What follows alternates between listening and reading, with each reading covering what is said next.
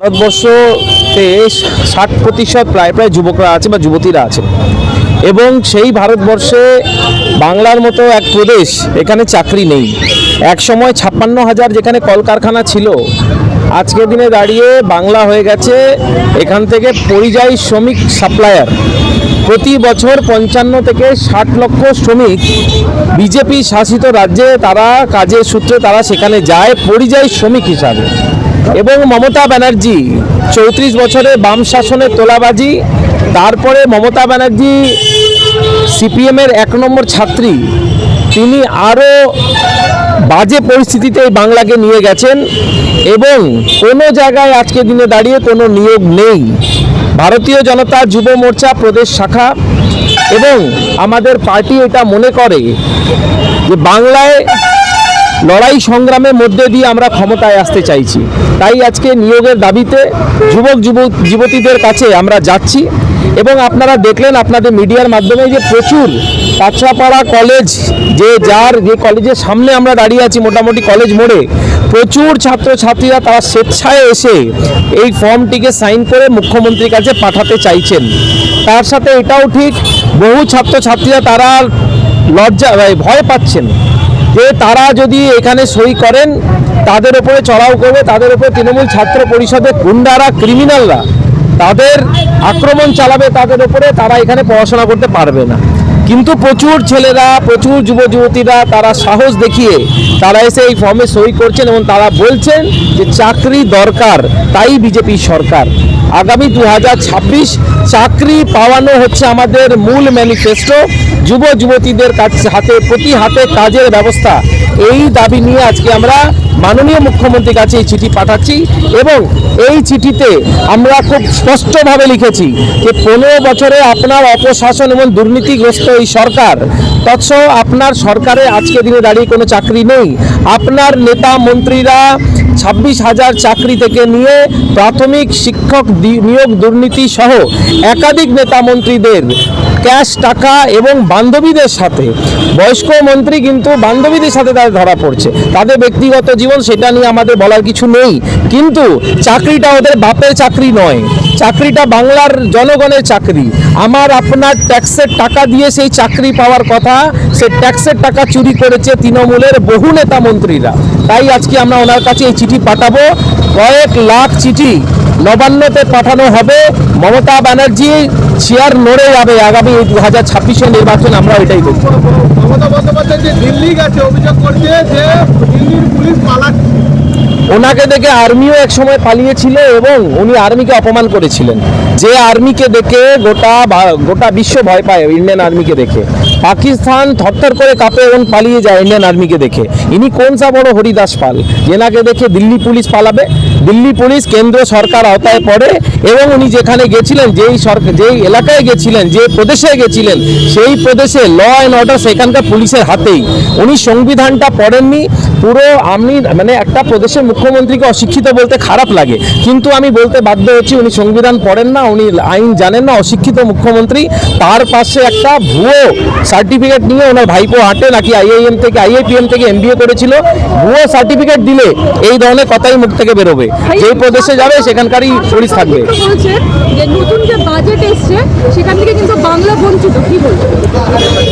বাংলাকে প্রচুর টাকা প্রত্যেকবারই নরেন্দ্র মোদী সরকার দেন এবং বাংলা বঞ্চিত হয় না, বাঙালি বঞ্চিত হয়। কারণ এখানে বাংলায় একটা দুর্নীতিগ্রস্ত সরকার আছে।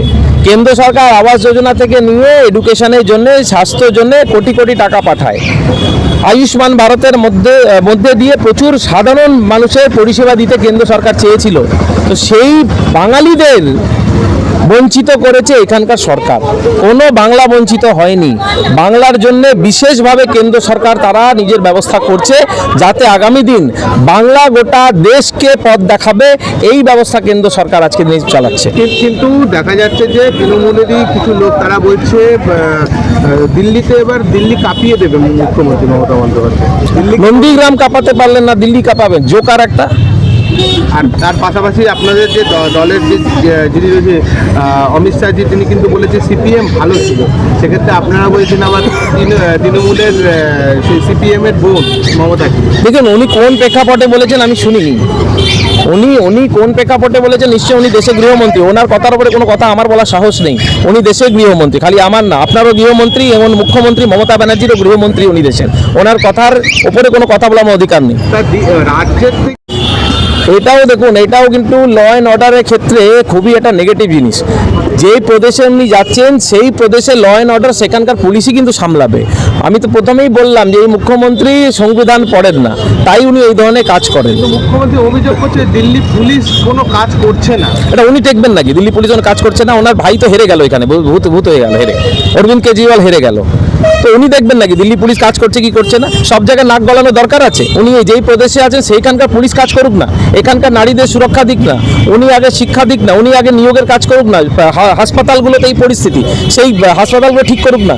যেটা দেখবার কাজ সেটা তো উনি দেখছেন না, বরঞ্চ চুরি করে বেড়াচ্ছেন। শিবানী হাসপাতাল ছিল, ওটা কিন্তু বিলুপ্তির পথে, কি বলবেন? এই বীজপুরে কোনো হসপিটালে ব্যবস্থা নেই, এবং বীজপুরের মানুষ যদি জিএনএম, যেটাকে 500 বেড বলে অনেকটাই পরিচিত মানুষের কাছে, সেখানেও যদি যায়, সেখানে কোনো পরিষেবা নেই। জুনিয়র ডাক্তাররা বসে আছে, প্যারাসিটামল ছাড়া কিছু দিতে জানে না। খুব জোর হলে একটা গ্যাসে বা অ্যান্টাসিডে একটা ইঞ্জেকশন দিয়ে দেবে। এই হচ্ছে পরিস্থিতি। কোনো ডাক্তার সেখানে নেই, কোনো এমার্জেন্সি ভালো ব্যবস্থা নেই, কোনো ওপিডির ভালো ব্যবস্থা নেই। গোটা বীজপুরেও কোনো স্বাস্থ্য পরিষেবা নেই। কোনো মানুষের যদি কোনো হার্ট অ্যাটাকের মতো যদি কিছু আসে, তো প্রাথমিক চিকিৎসা যাতে সেই মানুষটাকে বাঁচানো যায়, সেইটুকু পরিষেবা বীজপুরে নেই। অথচ নেতাদের বড় বড় কথা, বড় বড় গাড়ি, প্রচুর টাকা, এখানকার যিনি বিধায়ক থেকে নিয়ে যিনি চেয়ারম্যান, তাদের কত আয় একবার দেখে নেবেন। কত আয়, এত আয় হলো কোত্থেকে, এত ইনকাম হলো কোত্থেকে? বীজপুরের মানুষের কাছে টাকা নেই, বীজপুরের মানুষের কাছে স্বাস্থ্য পরিষেবা নেই, অথচ বিধায়ক বাবুর কাছে এত টাকা পয়সা চলে আসে। এটা কিন্তু খুব চিন্তার বিষয়। भैया बैरकपुर के नेता संदीप बनर्जी का वीडियो सोशल मीडिया में बहुत ज्यादा वायरल चल रहा है। আমি দেখিনি, তাই আমি এই বিষয়ে কিছু বলতে পারবো না। আমি শুনছি ভিডিও ভাইরাল, কিন্তু আমি যেটা দেখেছি সেটা নিয়ে কি করে কিছু বলবো? হাসি পাচ্ছে। সেবাশ্রয় ক্যাম্পটা খায় না, মাথায় দেয়। আজকে সেবাশ্রয় ক্যাম্প না করে যদি যে সমস্ত হসপিটালগুলো আছে, যাকে সুপার স্পেশালিস্ট বলে চালাচ্ছে, সেই সব হসপিটালে যদি আজকে ব্যবস্থাগুলো ঠিকঠাক করতো, পরিষেবা দিত, ওষুধপত্র থাকতো, আজকে যদি ভালো ডাক্তার থাকতো, তাহলে কিন্তু সেবাশ্রয় ক্যাম্পের প্রয়োজন পড়তো না। সপ্তাহে 3 দিন সেবাশ্রয় ক্যাম্প হচ্ছে, বাকি 4 দিন মানুষ কোথায় যাবে? সুতরাং এটা একটা হাস্যকর ব্যাপার। আজকে সেবাশ্রয় ক্যাম্প না করে যে হসপিটালগুলো আছে, যেগুলোকে সুপার স্পেশালিস্ট বলে, শুধু নামেই সুপার স্পেশালিস্ট, সেগুলোকে ওরা যদি ঠিকঠাক বন্দোবস্ত করে, ঠিকঠাক সুবিধা দেওয়ার ব্যবস্থা করে, তাহলে অনেক বেশি মানুষ উপকৃত হবে।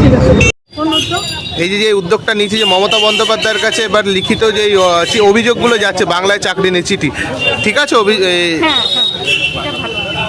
বাবা চাকরি আছে বাংলায়? না, আমি নিজে সাইকোলজি অনার্স করি, আচ্ছা, কিন্তু চাকরি নেই বলে টোটো চালাচ্ছি। আপনি টোটো চালাচ্ছেন মহিলা হয়ে? আমি আজ থেকে না 8-9 বছর হয়ে গেছে টোটো চালাচ্ছি।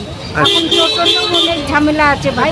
টোটোতে হচ্ছে কি এই কাগজ ওই কাগজ, আরটিওকে টাকা দেন, অনেক ঝামেলা। আমরা আর কুয়াতে পাচ্ছি না এত ঝামেলা।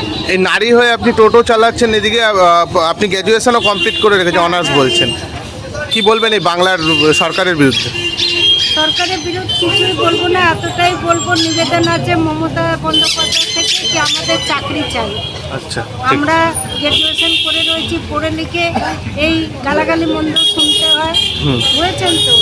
আমাদেরও ভালো লাগে না, পড়ালেখা নিয়ে হচ্ছি আমরা, আমাদের একটা ভালো চাকরি দিন, তাহলে তো আমাদের সংসার টানা যাবে। আমাদের অনেক কষ্টই দিন যাচ্ছে। আপনার নাম? আমার নাম মিতালি। ঠিক আছে।